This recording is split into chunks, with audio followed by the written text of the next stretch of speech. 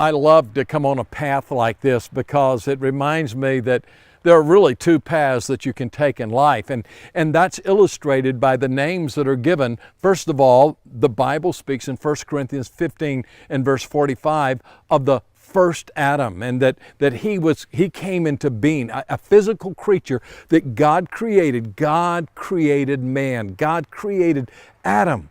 And he was a physical being who gave life to all of us on this earth.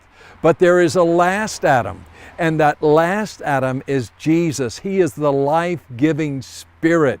And you see, you can travel one of two ways, on one of two paths. You can go on the path of the first Adam, or you can go on the path of the last Adam, Jesus Christ.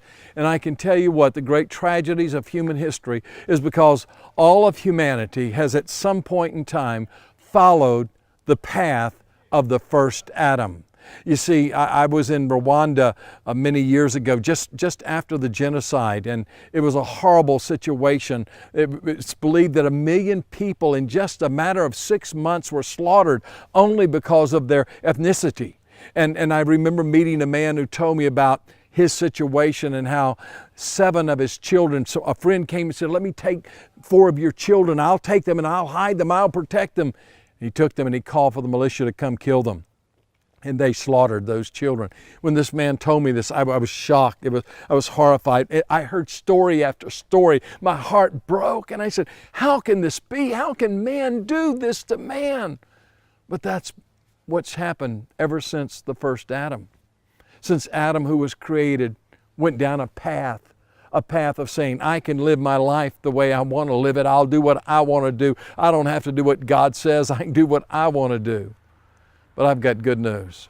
There's a last Adam, the Bible says, and he's a life-giving Spirit. There's a different path that you can take, and that's the path of Jesus Christ. He says, I am the way, the truth, and the life. And when you put your trust in Jesus and you follow Him, He brings you down a path of life. He gives you life more abundantly. It's by His Spirit that you are made alive in Him. You see, Jesus was just the opposite of the first Adam. He obeyed. He humbled Himself. He became obedient all the way to the point of death, this last Adam. And when you follow Him, when you go down the path of following Jesus Christ, you will find life, and you will find it more abundantly.